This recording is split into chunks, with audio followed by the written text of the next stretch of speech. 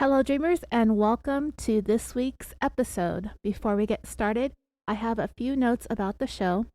This is an independent one-woman production, which means I depend on listeners to help give the show more visibility. And there are a number of ways that you can help. You can leave a nice rating and a review on whichever platforms you listen to your podcasts on. You can recommend the show in true crime discussion groups and in online forums. You can follow the show on Facebook, Instagram, and Twitter. And if you're looking for more content to listen to and you have $1 or $2 to spare each month, you can subscribe to Patreon. And if a subscription isn't your thing, but you would still like to contribute, you may do so through PayPal using my email, californiapod@gmail.com. And it has been a minute since I've thanked patrons, so this week I would like to take the time to thank Sashi, Lindsay G, Diane S, Carly Eileen, Diane C, Lindsay L, Nikki C, Ann B, Chris P, Mo. There were 2 Lindsays and there are 2 Alexandrias this week as well. Alexandria P and Alexandria C, Melanie B, Sherry N, and Lauren C. Thanking you all for joining Patreon, raising your pledge, coming back, or contributing through PayPal. And before we get started with this episode, I have to provide you with a warning. This particular episode contains details involving extreme violence, sexual assault, child sexual abuse, and some instances of torture. Listener discretion is advised. July 22nd, 2007 started off like any other normal Sunday afternoon. 11-year-old Michaela Petit really wanted to prepare dinner for her family, which consisted of herself, her older sister, Hayley, and her parents, William and Jennifer. So that evening, Jennifer, who was 48 years old at the time, took her daughter, Michaela, to the local grocery store so that they could get the items that they needed for dinner. Neither Jennifer nor Michaela could have had any idea that while they were in that store looking for groceries, someone else was in that store looking at them. His name was Joshua Komisarjevsky. We'll just call him Joshua. He found himself quite interested in Michaela. Yeah, 11 years old, so already you know that we're talking about some serious low-life scumbags here. Joshua decided that he was going to follow Jennifer and Michaela, not just around the store or out into the parking lot. No, his plan was to follow them all the way to their home in the town of Cheshire in the state of Connecticut. As Joshua left the store to follow mom and daughter home, he received a text message from his partner, for lack of a better word. At the time, his name was Steven Hayes, but in the years since this incident took place, Steven Hayes has since transitioned and now identifies as a transgender woman named Linda. So to keep it simple and to not confuse things, we will refer to him by his last name, Hayes. And I'm also going to refer to him by his male pronouns because that's what he was identifying as at the time that this incident took place. So the text message from Hayes read, "I'm chomping at the bit to get started. Need a margarita soon." Hayes texted again, "We still on?" And Joshua replied, "Yes." Hayes texted back, "Soon?" Joshua replied, "I'm putting the kid to bed. Hold your horses." Hayes answered, "Dude, the horses want to get loose, LOL."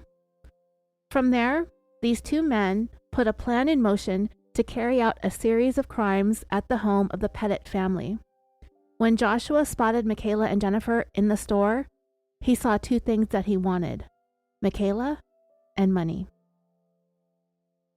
The plan was for Hayes and Joshua to go to the Petit home after it got dark in the early morning hours, late into the night, and rob them. It's been said that they planned on tying the family up while they gathered up the things that they wanted and to leave them bound and gagged, but otherwise there was no plan to harm anyone. Hayes and Joshua showed up at the Petit house in the early hours of July 23rd. This is now Monday morning. Joshua entered the home through an unlocked basement door. Leaning on the stairway that led down into the basement was a baseball bat. What the two men didn't expect was to find William Petit asleep on a couch in an adjacent sunroom on the main level of the house. Finding William asleep in the downstairs area caused Hayes and Joshua to quickly come up with a new plan. But this plan wasn't meant to be like the first one, where they just tie everybody up, rob everyone, and leave. No, this was not going to go down the way that Hayes and Joshua claimed that they said they hoped it would. Later on that morning, still Monday, July 23rd, 2007, at 9:21 a.m., a call came in to the Cheshire 911 dispatch. The caller said, "My name is Mary Lyons. I'm the banking center manager. We have a lady who is in our bank right now who says that her husband and children are being held at their house. The people are in a car outside the bank. She's getting $15,000 to bring out to them, and if the police are told, they'll kill the children and the husband. Her name is Jennifer Petit. Petit." The dispatcher asked if Jennifer Petit was still in the bank, and the caller confirmed that she was. I have a picture of Jennifer standing at the teller counter, taken by a surveillance camera, and the worry on her face is very obvious. The dispatcher confirmed that the husband and children were being held hostage at their house and that they are tied up, and that the perpetrators drove Jennifer to the bank. The bank manager tried to look to see what was going on with Jennifer at that moment in real time. She told the dispatcher that she was walking out of the bank and that she looked petrified. Approximately 1 hour later, the area surrounding the Petit home looked like a war zone. The whole block was cordoned off. The Petit house had been set on fire. Crumpled up police squad cars and debris littered the streets, and the area was crawling with police and fire officials. And the media. All police were saying at the onset of this event is that they can confirm that 3 people had been killed inside the Petit home, and that they knew for sure that 2 of them were female, and that they are waiting to hear more information about the 3rd person. The person answering the media questions did say that the survivor inside the home was male. So, knowing what we know about the Petit family, we see that the only person to live through this ordeal on that day was Dr. William Petit. Though he was very severely injured, he did survive. But sadly, his wife, Jennifer, their 17-year-old daughter, Hayley, who had just graduated from high school a couple of months earlier, and their 11-year-old daughter, Michaela, all 3 of them perished in the fire. A fire that was set by the home invaders. And yes, the girls were alive when the fire was set. They were doused in an accelerant, but ultimately succumbed to smoke inhalation. Their mom died of asphyxiation due to manual strangulation. She was deceased before the fire was started. Let's take some time and talk a little bit about who the Petits were. Jennifer Petit was a registered nurse and the director of the health center at Cheshire Academy, which is a private boarding school. She and William Petit met in 1985 at the Children's Hospital of Pittsburgh. She was an oncology nurse and he was a 3rd-year medical student. They got married that same year. Hayley Petit, as I said, had just graduated from high school and was set to start attending Dartmouth College, where she intended to follow in the footsteps of her parents and study medicine. In school, Hayley was also an honor student who was on the cross-country and basketball teams. She was very active in community service, and she actively fundraised for multiple sclerosis research. After Jennifer was diagnosed, she led an MS walk called Hayley's Hope. Hayley felt like she needed to take action and do something because she was afraid that if she didn't, she would lose her mom to the disease. At the time of her death, Hayley had managed to raise more than $50,000 for MS research. 11-year-old Michaela attended Chase Collegiate School, and her plan for the upcoming fall semester, when her sister left for Dartmouth, was to take over Hayley's Hope MS Walk and rename it Michaela's Miracle. Michaela had a passion for cooking, which is why her mom had taken her to that local grocery store the night before their murders. Michaela was the one who had the dinner plans that night. The only survivor was Dr. William Petit, who was an endocrinologist at the time of the home invasion. He was also the medical director at Joslin Diabetes Center at Central Hospital. Dr. Petit was dedicated to his family and to his work. Despite being severely injured in the home invasion attack, he managed to escape through an exit in the basement that led to the outside. After this incident, Dr. Petit did not go back to practicing medicine. Later on that afternoon, a representative with the Connecticut State Police held a press conference. In part, he stated, "Upon arrival at the victim's residence, the first officer observed 2 male subjects exit the private residence and also observed the private residence fully engulfed in flames. The suspect vehicle rammed the Cheshire police officer's car and then continued on Sorghum Mill Road." Well, both Joshua and Hayes were caught within moments of the crash. They were driving the Petit's vehicle, trying to escape. At the time that this happened, Joshua Komisarjevsky was 26 years old, and Linda, formerly Steven Hayes, was 44 years old. It was about 3 in the morning when Joshua and Hayes arrived at the Petit home, but they happened to find Dr. Petit asleep on a couch downstairs in the sunroom. So Joshua entered the home through an unlocked basement door. When he entered the basement, he found a baseball bat that was leaning against the stairs that led to the upstairs level. Joshua grabbed that bat and went into the sunroom and proceeded to strike Dr. Petit about the head approximately 4 or 5 times, splitting his head open in multiple places. From there, both Hayes and Joshua bound Dr. Petit with zip ties and rope.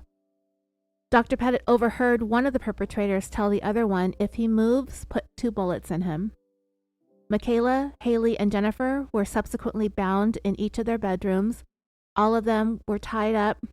Michaela and Hayley were tied to their beds by their wrists and their ankles, and pillowcases were put over their heads. William was brought down to the basement, where he was kept seated on the sofa, bound by the hands and ankles. From there, Joshua and Hayes searched the house for cash and valuables, but they weren't finding what they were hoping to find. There was no cash in the house. However, they did find a checking account register that showed a balance of $40,000. The 2 of them decided to wait until the bank opened at 9 a.m., and they would have Jennifer Petit go into the branch in person and withdraw money directly. Jennifer's sister, Cynthia, who lived down in Chapel Hill, North Carolina, her phone rang that Monday afternoon. When she answered it, she found it was Dr. Petit's sister on the other end, and she immediately knew that something was wrong and felt that it had to do with one of the girls, either Michaela or Hayley. From there, Dr. Petit's sister proceeded to tell her how they beat up Dr. Petit with a baseball bat and that his forehead was split wide open. Then she said that the men terrorized the girls and Jennifer during the night while they waited for the bank to open. When the morning came, Hayes went to a gas station. He brought with him 2 gas cans that were taken from the Petit home and filled them up with about $10 worth of gas. When he got back, he and Jennifer drove down to the bank. Jennifer withdrew on a $15,000 line of credit. Then she left to go back home, but not before telling the bank teller that there were 2 men holding her children and her husband hostage at their home and that they were threatening to kill them unless she brought them this money. That is when the bank manager called 911 to report what was happening to the Cheshire police. She was reporting the situation as it was unfolding in real time, up to the point where Jennifer left the bank branch to go back home. The bank manager did say that Jennifer told her that the perpetrators were being nice and that she believed that all they wanted was the money. Unfortunately, that wasn't true. The Cheshire police responded by making their way over to the Petit's neighborhood, setting up a perimeter, but they did so without letting their presence around the home be known. This, along with the police department's overall response, will be criticized for years to come. And to this day, the Cheshire police have never said a word about it except to defend their actions about 3 years after the fact in 2010. We will come to find out that the police were nearby, just outside, hiding in trees, hiding in bushes, and all the while, the killings were going on inside in real time. Yes, the police were right outside, discussing whether or not the Petits were actually in danger and deciding to not bring in a hostage negotiator. There was never a phone call that was made to the hostage takers, and that's the move, one of the moves that would be heavily criticized in the aftermath of all this. When Jennifer was being raped and strangled by Joshua, while 11-year-old Michaela was being sexually assaulted by Hayes, and while Hayley was terrified and bound to her bed. Yep, the police were right outside when the perpetrators decided it was time to leave. In fact, some of the police officers and first responders heard screams come from inside the home when they got there. So it was Jennifer's sister Cynthia who had to break the news to their parents that not only did they lose one of only 2 children that they had, they lost both of their granddaughters, 2 out of 4 grandkids that they had as well. She told them that the only one to barely escape with his life was Dr. Petit. They called him Billy, but out of respect, I'm going to call him Dr. Petit. They rushed to the hospital to see him, and he was beaten so badly about the head. He had a whole mess of stitches that kind of looked like the scar that Frankenstein's monster has on his forehead. And the first thing that Dr. Petit did was tell his in-laws that he was sorry he wasn't able to save their daughter and their granddaughters. But they could see that Dr. Petit was in horrible shape. He's lucky to have escaped with his life.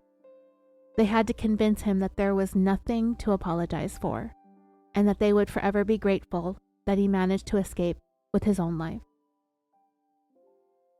The murders of Jennifer, Hayley, and Michaela Petit made national headlines, and many of us, myself included, remember this very well in the summer of 2007. The details of what Joshua Komisarjevsky and Steven Hayes did started trickling into the media, and people were not just in disbelief as to the depravity of what they did.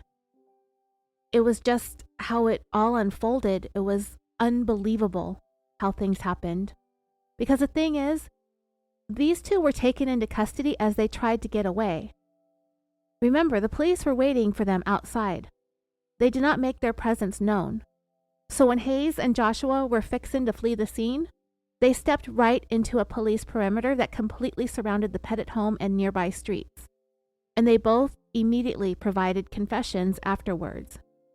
There is an audio recording of Joshua's confession, but the sound quality is terrible, and I absolutely cannot understand most of what he's saying. Fortunately, there's a transcript, and I'm going to read it to you instead of playing the audio recording because you won't hear half the crap this guy has to say, and it's terrible. So Joshua provided his confession a little more than maybe about 12 hours after he and Hayes entered the Petit home and this whole nightmare began.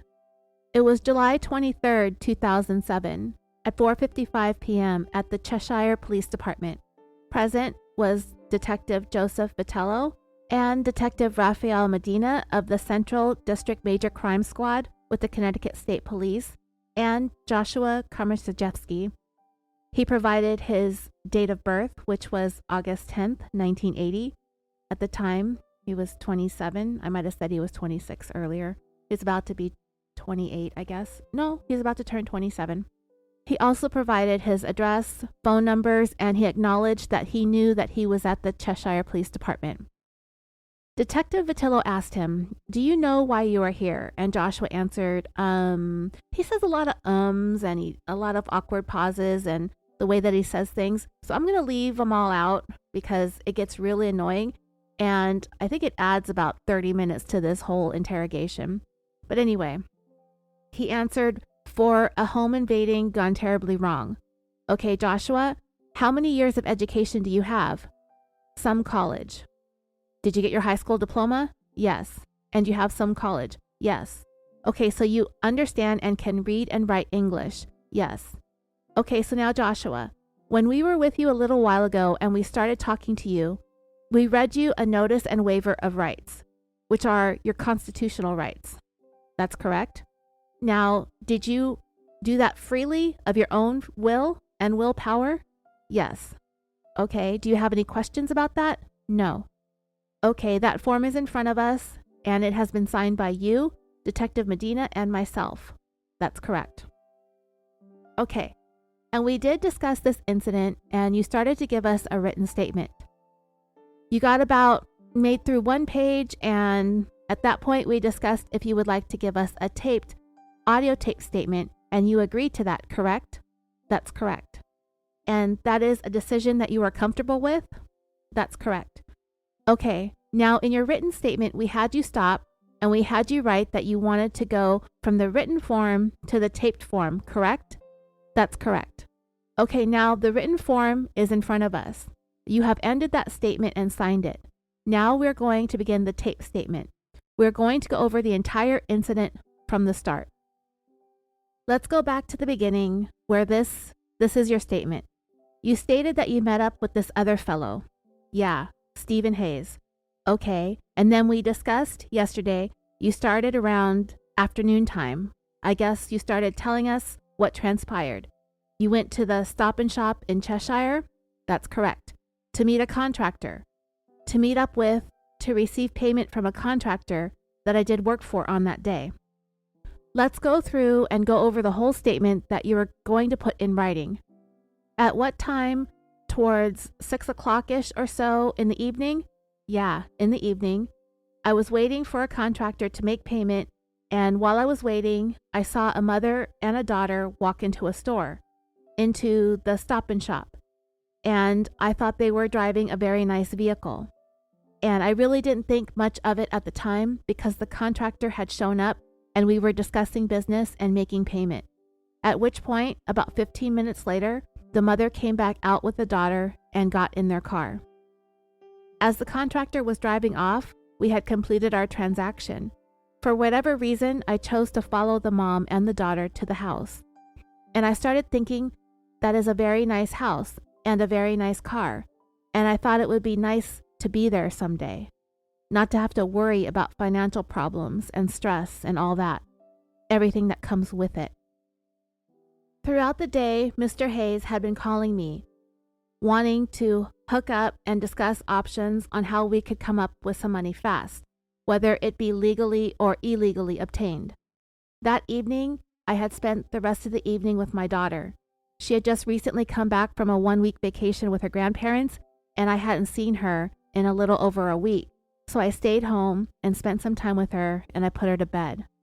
And about 10 o'clock rolled around, I made a decision to go out and meet up with Mr. Hayes at the Stop and Shop Plaza.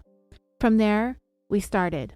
He asked where we were going, and we drove around for a while, trying to come up with ideas for what we could do to make money and to make money quick. Did he drive in a vehicle, or did somebody drop him off? No, he drove in his boss's truck. Okay, so when you were at the Stop and Shop parking lot, we were both at the Stop and Shop parking lot. He got into your vehicle? Yeah, he got into mine. Okay, go ahead. So from there, we went on driving around, talking about ways to score money with different contracts. We tried making new material. Nothing seemed to be fast enough. We had many debts and obligations.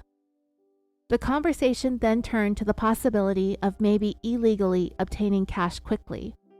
One of which of the ideas was to come up on, people taking money out of ATMs and catching them by surprise, or possibly someone coming out of a bar late at night. Neither one of those ideas panned out, and we just sort of aimlessly drove around instead, at which time I had recalled that I had seen this lady driving a very nice car, and knew where a very nice house was, and had made mention of that to Mr. Hayes and the possibility of a lot of money being in the house. Might be fairly decent. So we made it over to that house and parked on their street, but around the corner a little ways out of sight. We donned face masks and put on rubber gloves and walked down the sidewalk to the house. Can you describe those face masks to us? What they might have looked like? Well, consider we really did this on the fly and there was no planning involved or anything. So I had no hat or anything. So I used my dark shirt and cut some holes in it and just tied it around my face. And Mr. Hayes used a work hat that he had just pulled over his face and cut 2 holes for the eyes and the nose and a little below his chin. Were you carrying any weapons at this point? Did you have anything illegal on you? I did not carry a weapon at that point. Mr. Hayes had a pellet, a handgun, pellet gun, or a BB gun that he had purchased at Walmart in Southington. What day did you purchase it? I'm not sure what day he purchased it. The day prior, I believe it was, to this incident. Were you with him when he purchased it? I was in the store with him, yes. At the Walmart in Southington. Yes, Walmart in Southington.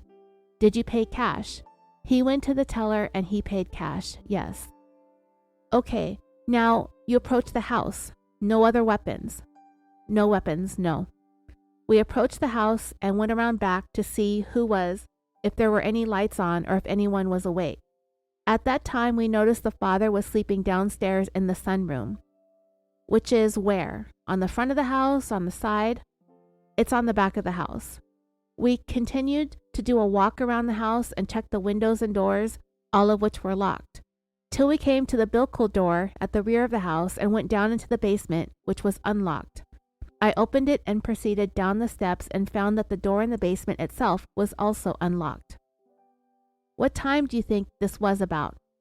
This was about 2:15 by that time. I had made access into the house. In the morning? Yes, in the morning.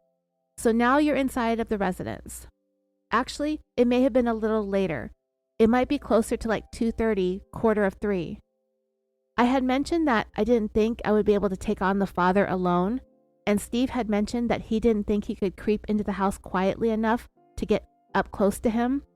And I mentioned that maybe I should find a bat or an object of similar weight to club him with and to incapacitate him temporarily so that we could tie him up. So I went and proceeded down into the basement and happened to find a baseball bat leaning on the stairs leading up to the kitchen. I took that bat and I went up the stairway, sort of made my way through the dinette area to the doors leading into the sunroom where the father was sleeping. At which point, I just stood there for a good 15-20 minutes. I was standing behind him with this bat and not wanting to hit him, not thinking that I could. I could see Mr. Hayes in the window motioning to strike him and to get it over with and to get it done so we can move on. Did you strike him? I did. Okay, you got up close? Where and how many times did you strike this man? I hit him in the head with a baseball bat. He let out this unearthly scream. I couldn't take his screaming, like I had never hit anybody in the head with anything, never mind a baseball bat. And I just kept telling him until he finally backed up into the corner of the couch and quieted down, and was just staring at me with wide open eyes, just sheer confusion. Was he bleeding? Yeah, he was bleeding profusely. Okay, so now he's on the couch, curled up.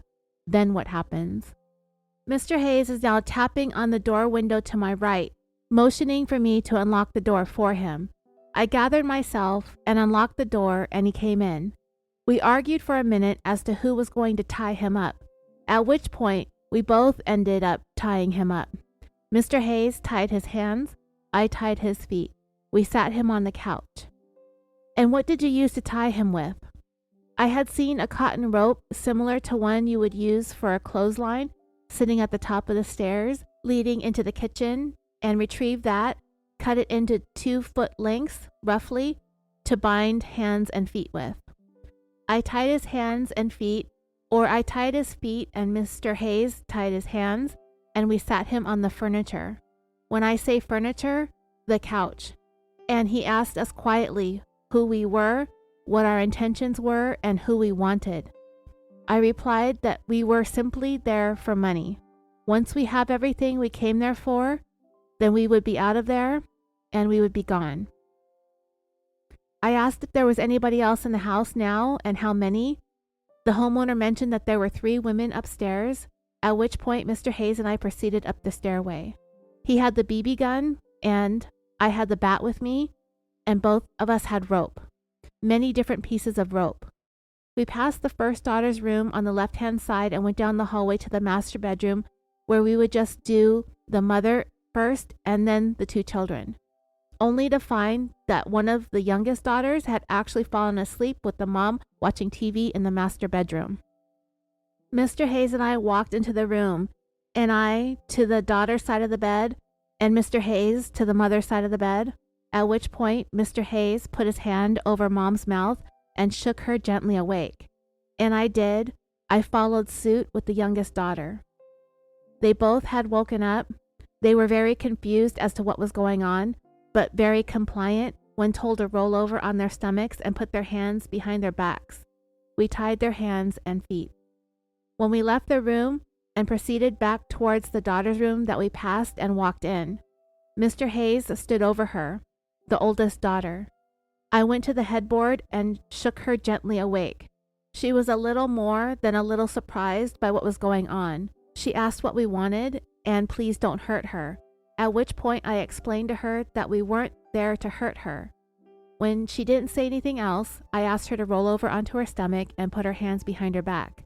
She did, so I tied her hands and then her feet. Mr. Hayes tied her hands, after which Mr. Hayes and I proceeded to empty the house of valuables. Now we are both in the mother's room, and she's telling Mr. Hayes where different locations were of her jewelry and whatnot, things that I wasn't interested in. It was my understanding that Mr. Hayes and I were there strictly for cash, and I was getting a little frustrated with him planning to do other than that. You were looking strictly for cash? Just cash. Where is the father at this time? The father was still downstairs in the sunroom on the couch. We'd periodically go downstairs to check on him. At one point, on one of my trips down there, he was still bleeding profusely, so I found a towel in the kitchen and put it on his head so it would stop the bleeding. When you tied up the daughters, did you tie them to anything? No, not at first. They were tied up. They weren't restrained to the bed or anything like that. You mean that their hands and feet were tied, but they weren't tied to anything at the time? That's right. So Steven and I continued poking around for money and realizing that there was no money there. The mother had mentioned that there was no safe, and Steve had found a check register with the amount of $40-something thousand in it. We discussed the possibility of sending the mother down to the bank to retrieve a sum of $15,000. We didn't want to withdraw the full amount of $40,000 in fear of raising some kind of red flag at the bank. The mother agreed. We reassured her that if she complied, that, there wouldn't be any problems. We were there simply here for the money, and we would be on our way. What time do you think it was now? Getting around 3:30, 4 o'clock, or around that time. Okay, so aside from them being tied up and the father being injured, no one else at this point was injured. That's correct. Okay, go ahead. Mr. Hayes has continued to rifle through the bedroom for some time to come. He was getting on my nerves with the amount of noise that he was making. I had locked eyes with the youngest daughter.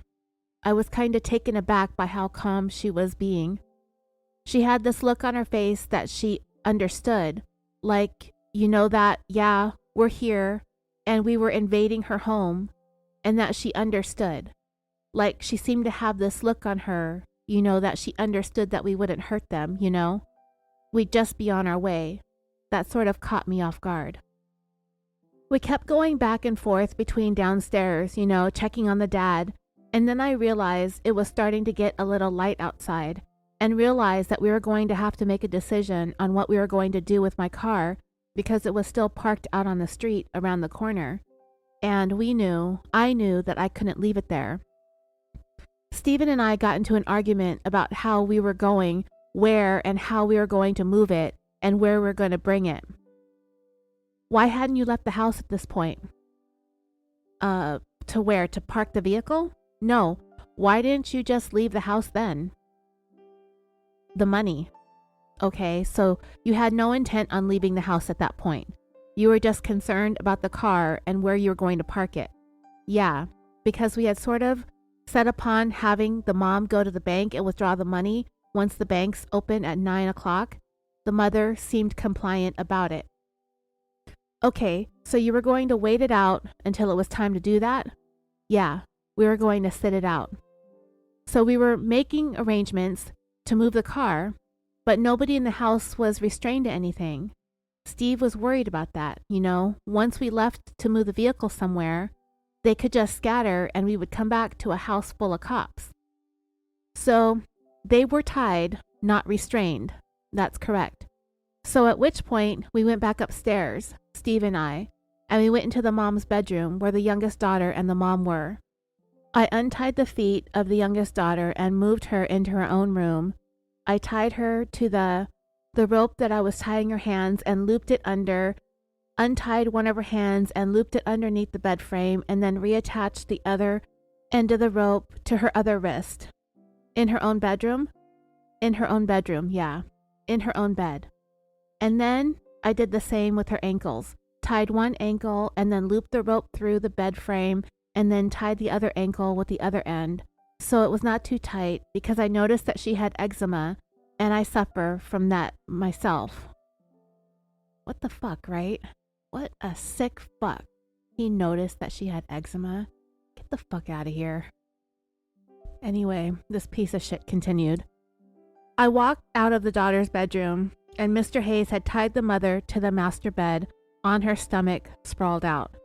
I thought it was a little uncomfortable for Mom, but time was sort of the essence.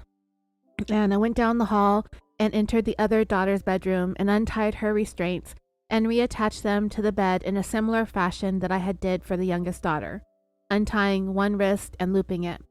The only problem with hers is where her top headboard was, she didn't have a crossbar, so we had to tie her wrists together and then loop it onto the bedpost, and then her legs. Headboard, we looped around the lower bedpost. So she was tied differently than the younger daughter? Yes, she was laying in the same position, just modified, a different knot. We went downstairs and asked the father for the keys to his vehicle. We couldn't find them because stuff was scattered all over the place. So Stephen went back upstairs and asked the mother where her keys were. He found them and came back downstairs and went out into the sunroom, back door, got into Mom's vehicle, and I went down into the basement, out the basement Bilko hatch door, and walked into the opposite direction where my van was parked. Your van is a what? A white Chevy Venture, and that was parked down the street. Yeah, it was parked out on the street around the corner. Okay. Did you do anything with the telephones before you left?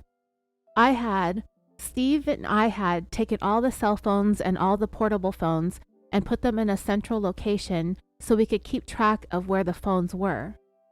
You had taken the family's phones then? Yeah, the family phones.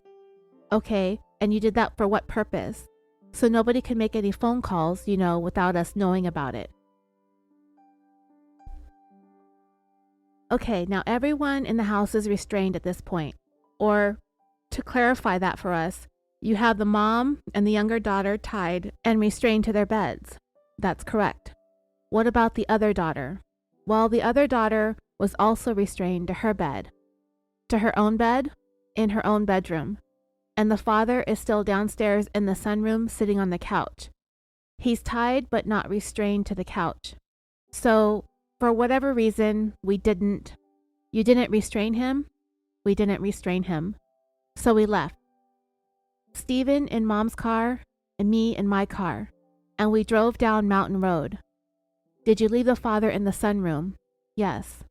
Okay, so you're driving and you go get your car and Steve takes Mom's four-wheel drive. It's a sport utility, but much sportier, like an SUV, but a cross between a car and an SUV. Do you remember the color? Not off the top of my head. Okay, so Steve drives, you drive. Where do you go? We drove down Mountain Road. The original plan was to park my van at the Stop and Shop, but Steve felt it was too far away.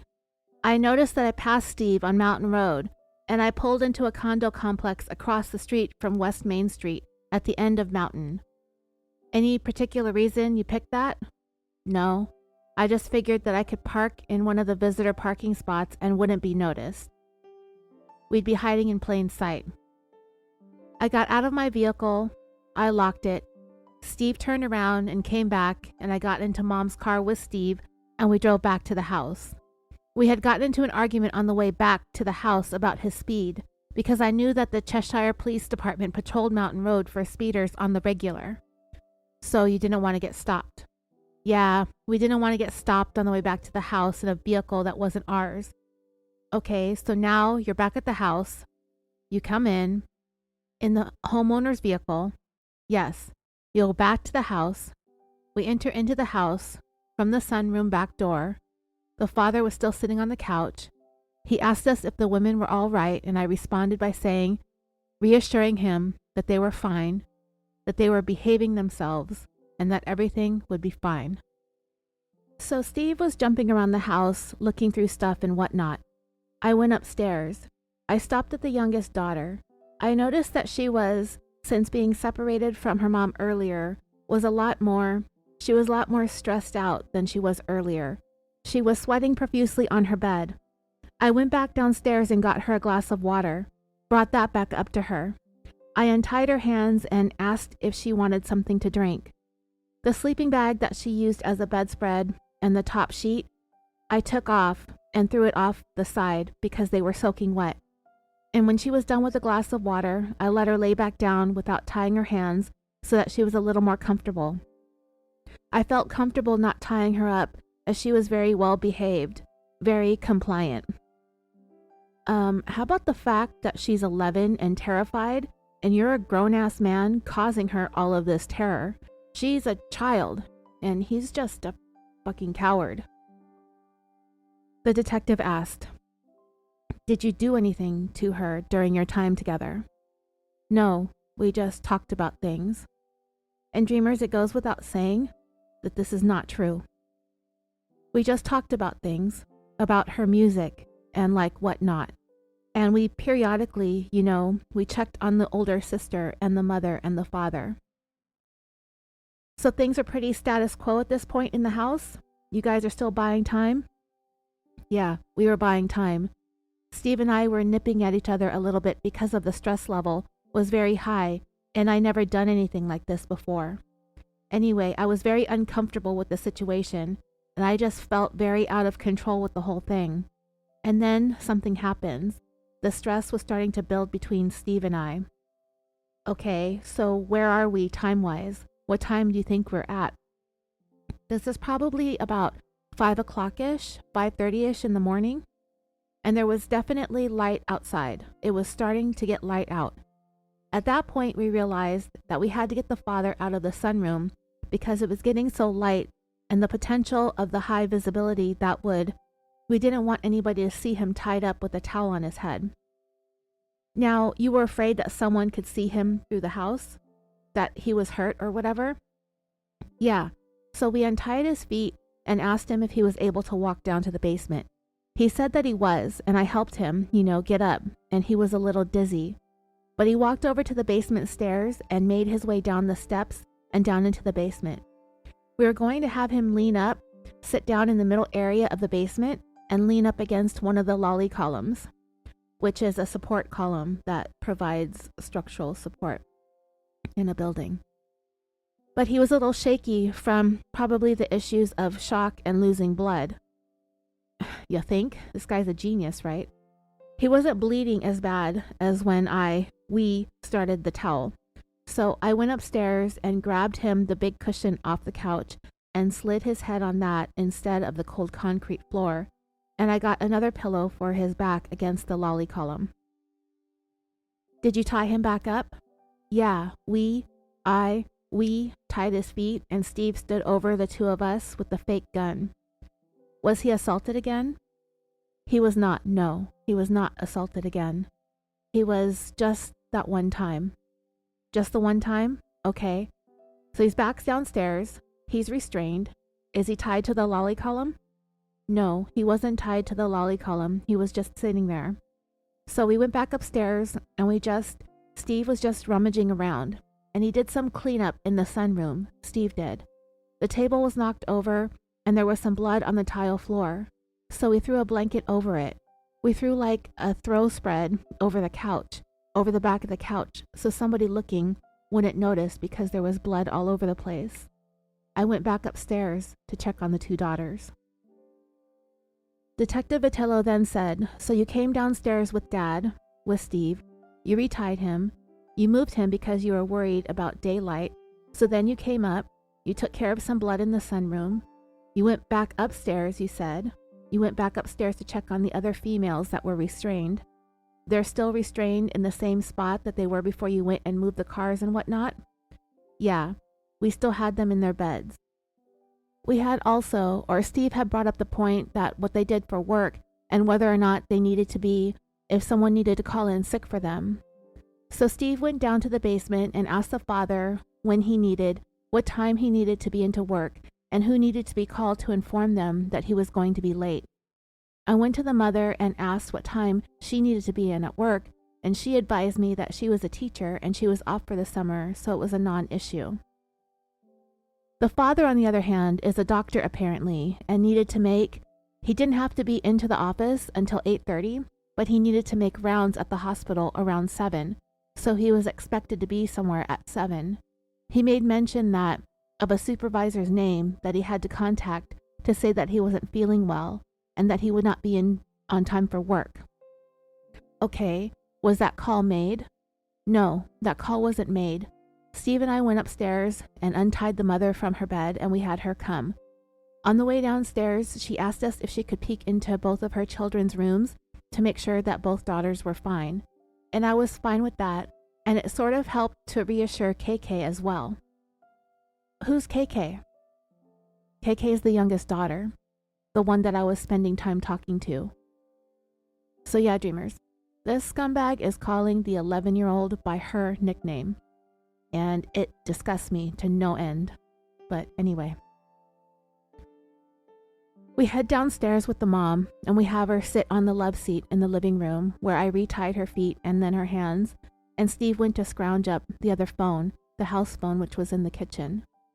He got back, he came back over and gave her the phone, but she couldn't dial it, so I untied her hands again and she made the call. I had then gone in, I posted up in the kitchen just, looking around, looking out the windows, just, overseeing different entry points in the house while Steve went to the door to make the necessary phone calls to call the father out. When that was done, Steve had called me over to tie her hands back up.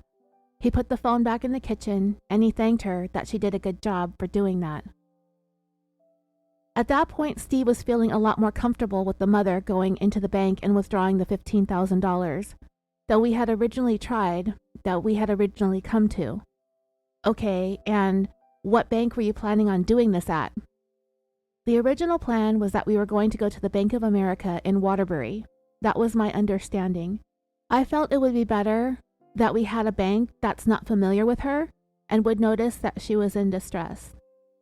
Okay, at this point now, you check and you allow the mom to check on the bedrooms and those children.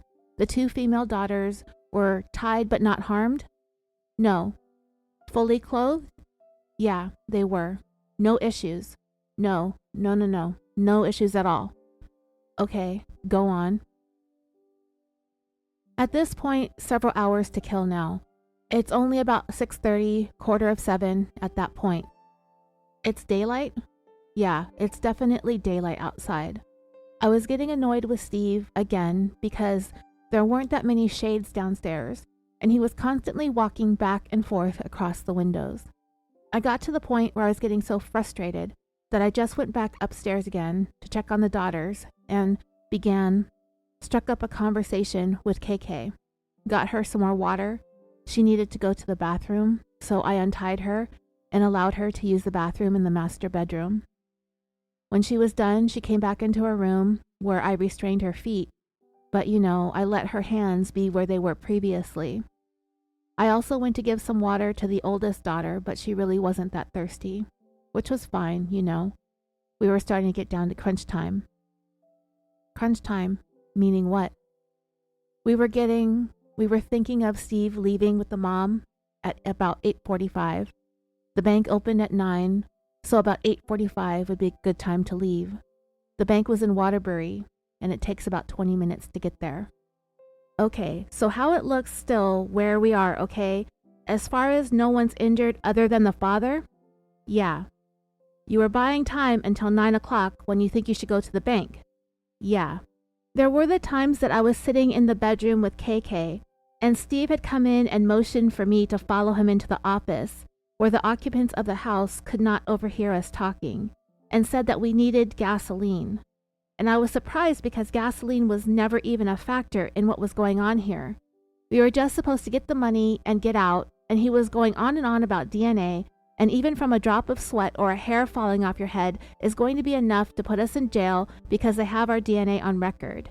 He had first mentioned that we could take the occupants of the home with us in their vehicles and leave the house burning in their wake.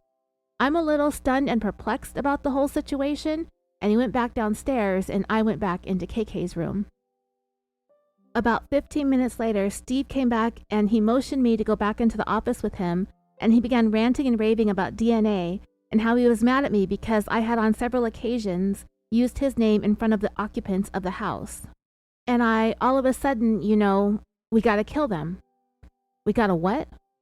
We gotta kill them. Kill them? Yeah, kill the family, and then burn the house down on top of them. That was not in the plan. That was not the plan. I'm not killing anyone, that's it.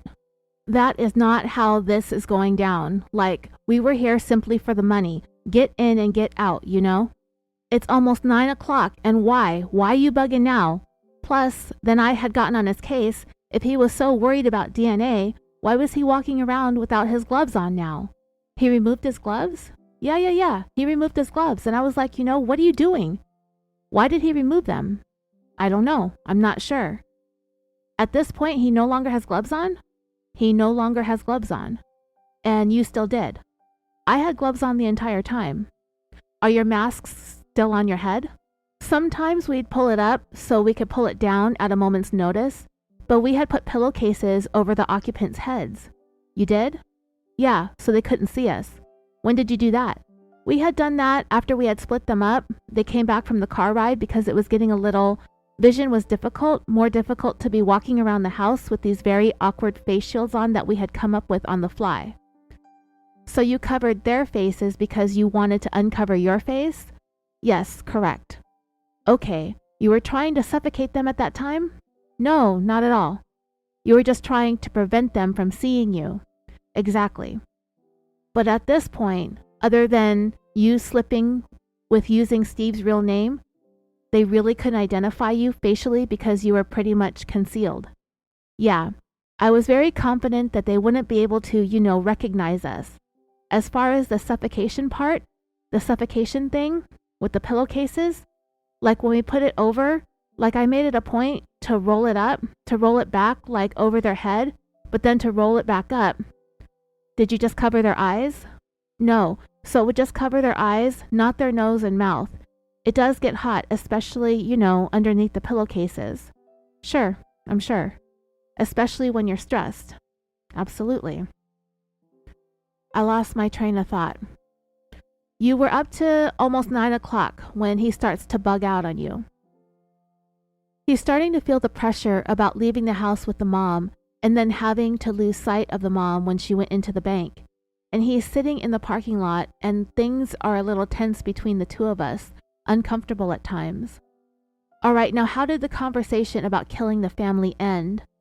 Like he just walked away like a statement. It wasn't a conversation. It was a statement and that's how it was going to be, And that's that. In my mind, that's simply not an option. It's just not an option. Did you mention that to him? I had made mention that, I'm not killing anybody, I'm not going to. He didn't seem to care or whatever. He was just focused on going to his truck in the next 10 to 15 minutes. So dreamers, here we have Joshua putting the blame for the murders on Steven Hayes. Well, I mean, the guy is confessing to lots of stuff, but he's also minimizing other things as well at the same time.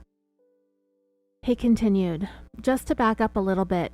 When he had first mentioned something about burning the house down, he had gone down to the garage and taken a bunch of 1-gallon bottles of windshield wiper fluid, and drained those into the sink.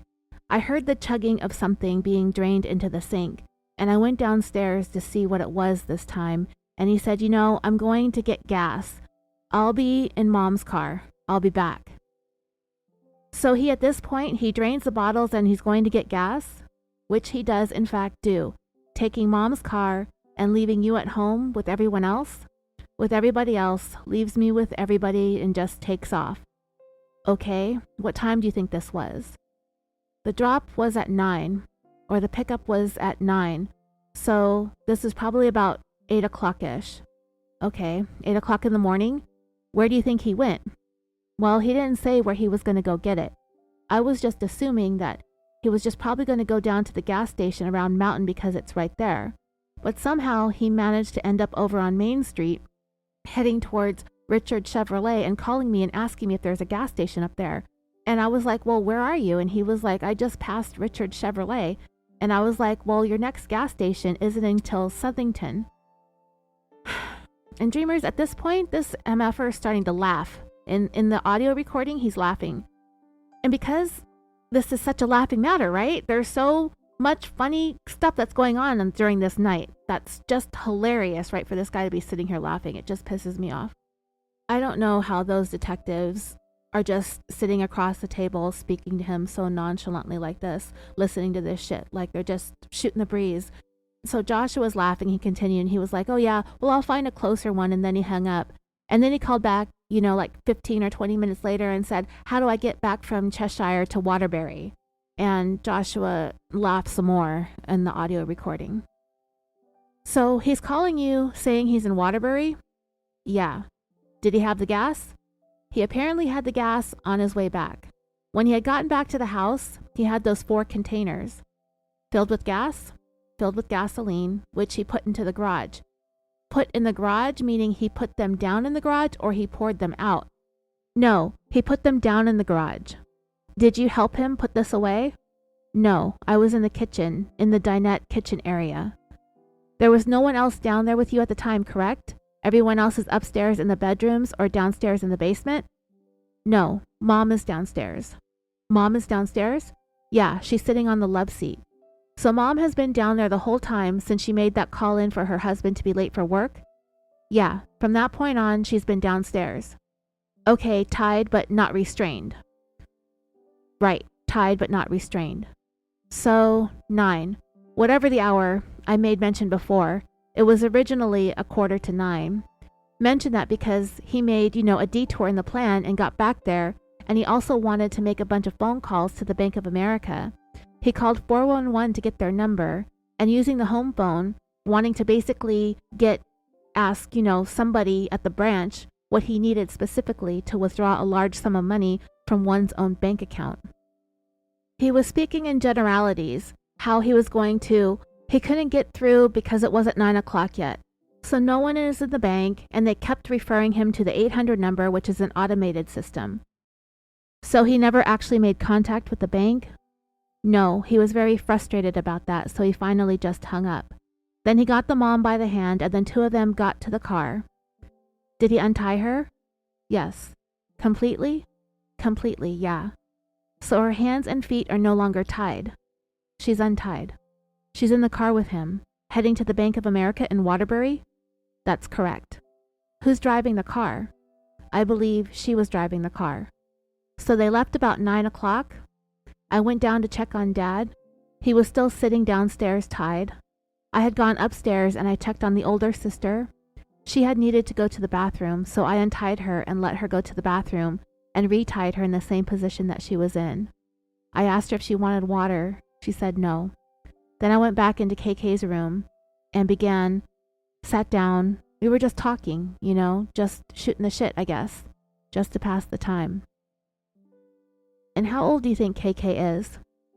Somewhere between 14 and 16, possibly. And the other sister, you thought was how old? Between 18 and 19? Okay, so obviously she told you her nickname or whatever as KK, or you made that up. No, that is the name both her sister and her mother referred to her as. Okay, you're talking to KK just about general things? Yeah, things, school, summer plans, and stuff like that. Boredom sometimes, obviously not mine. Dreamers, the following details in Joshua Komisarjevsky's confession involve child sexual abuse. It is graphic in nature and very difficult to listen to. So you can actually just stop listening to this episode now if you would prefer not to hear these graphic details, because this will be it until the end of part 1.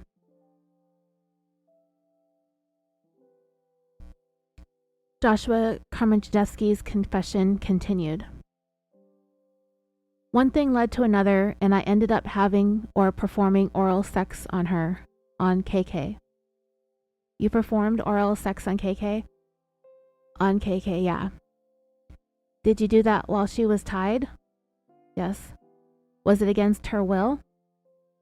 Her hands were tied, but her feet weren't. Was it against her will, or was it something you talked her into? How did that go? It started off against her will, and then she wasn't resisting or anything, so I just kept doing it. Did she reciprocate to you? No. After about 5 minutes or so, I let her get dressed again. But before she did that, she had asked if she could take a shower. In the master bedroom shower, which it was. Now, when you said you let her get dressed again, how was it that she came upon being undressed, because originally you said she was dressed? I used a pair of scissors and cut her shirt off and her skirt off. Was that for the purpose of having sex with her, or another reason that you did that? For the purpose of having sex. Well, let me rephrase that. My purpose wasn't actually sex with her, just oral sex. So you're saying you didn't have intercourse with her. That's correct. But you performed oral sex, is that what you said? Yeah. So you cut her clothes off for that purpose? Yes. Did you take pictures of her? I did, yes. With what? My camera phone. Okay, so go ahead. So now you let her take a shower in the master bedroom. Did you leave the door open? She still had the pillowcase on her head. All right, so when you had oral sex on her, her face was still covered? Yeah, I ejaculated on her stomach. That's why she wanted to take a shower. You did not force her to do that to you? You did it? I did it on my own. So that's why you allowed her to take a shower? Yeah, well, I asked her if she wanted to take a shower, and she was like, yes, please. Did you allow her to take a shower without the pillowcase? And Dreamers, yeah, he laughed again at that question, this asshole, and he says, I recovered my face. All right, so she still had never seen you at this point. That's correct. She went and took a shower. When she was done, she came back into the room, and I stepped outside so she could get dressed. So I'm going to end the confession part there, and I'll just tell you right now that what he said about what he did to Michaela is not true. He did have intercourse with her. Later on, his DNA would be found inside her. I'm really sorry that was hard to get through. Sometimes you just, in order to understand the depths of somebody's evilness and depravity, it's just, to me, this guy deserves for everyone to know exactly what he and his buddy did. So I'm going to go ahead and end part 1 here. When we pick the story back up for part 2, I will continue with the transcript of Joshua Komisarjevsky's confession. Steve Hayes provided a confession as well. However, I'm having difficulty finding any recordings or transcript of it. I will keep looking though, because I want to hear what he has to say. I'm not completely sure. I might be able to pull some details of his confession from some articles, but we'll get to that when we get to that. We still have more of this guy's confession. So don't forget to get on all of the social medias. Follow this podcast on Facebook, Instagram, and Twitter. I do have a Snapchat and a TikTok, but I can only do so much, and I'm not over on those places very often.